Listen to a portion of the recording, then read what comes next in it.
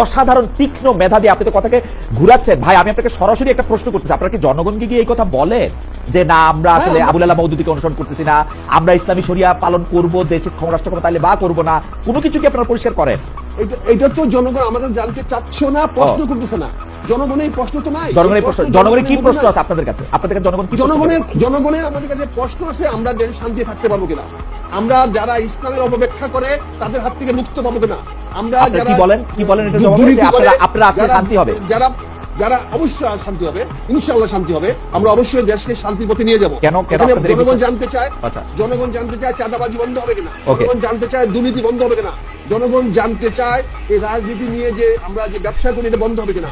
জামাতের জনগণের কাছে একদম তার কমিটমেন্ট, আমরা ইনশাআল্লাহ ক্ষমতায় আসলে চাঁদাবাজি বন্ধ হবে, দুর্নীতি বন্ধ হবে এবং সত্যিকার ইসলাম আল্লাহ যেটা বলেছে আমরা সেখানে জনগণ আপনাদের কাছে জানতে চায় যে আপনারা ক্ষমতা আসলে দুর্নীতি বন্ধ করবেন কিনা, আপনারা সেটা বলে আসেন যে আপনারা ক্ষমতা আসলে দুর্নীতি বন্ধ করবেন, তাই তো? ইনশাআল্লাহ আমরা বন্ধ করব। আপনারা যখন ক্ষমতার পার্ট ছিলেন বিএনপির সঙ্গে দুর্নীতি বন্ধ হয়েছিল না? বিএনপি তো পার্ট ছিল, আমার তো নিজামী সাহেবের মন্ত্রণালয়ে দুর্নীতি হয় নাই না, আমি কেমনে জানবো হয়েছে না হয় না? এটা জনগণ দেখছে তো, জনগণ তো বলতেছে। ওকে, মানে নিজামী সাহেব বেগম খালেদা জিয়ার ক্যাবিনেটে বসতেছেন, খালেদা জিয়ার ক্যাবিনেট দুর্নীতিগ্রস্ত ছিল, নিজামী সাহেব আর মুজাহিদ সাহেব ছিল হচ্ছে সবচেয়ে ভালো।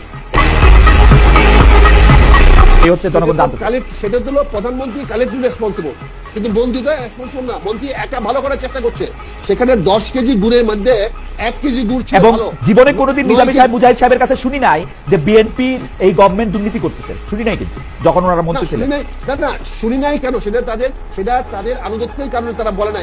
এই দুর্নীতিগ্রস্ত ক্যাবিনেটের কাছে তাদের আনুগত্য, 10 কেজি দুর্নীতিগ্রস্ত ক্যাবিনেটের কাছে আনুগত্য, তাই তো?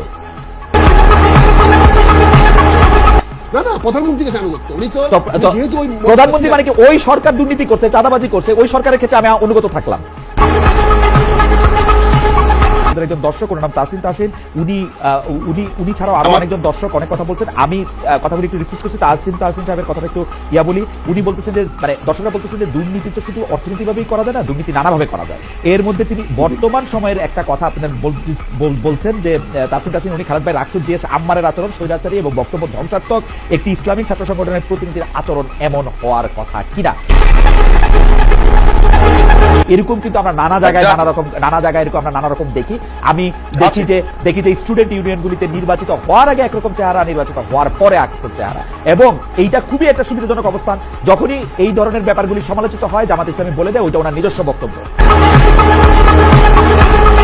অথচ চিটাগাংয়ে আমরা যেই মাপের নেতার কাছ থেকে এই ধরনের বক্তব্য শুনছি, সেই মাপের নেতারা পলিট ব্যুরোতে বসেন, জামাত মানে সুরাতে বসেন। তারা যায় না, মানে বাংলাদেশে জামাত ইসলামী ক্ষমতা মানে জিতলে উনি হয়তো স্বরাষ্ট্রমন্ত্রী হবেন, পরে আবার বলা হয় যে না ওনার এই বক্তব্য আসলে আমার বক্তব্য না।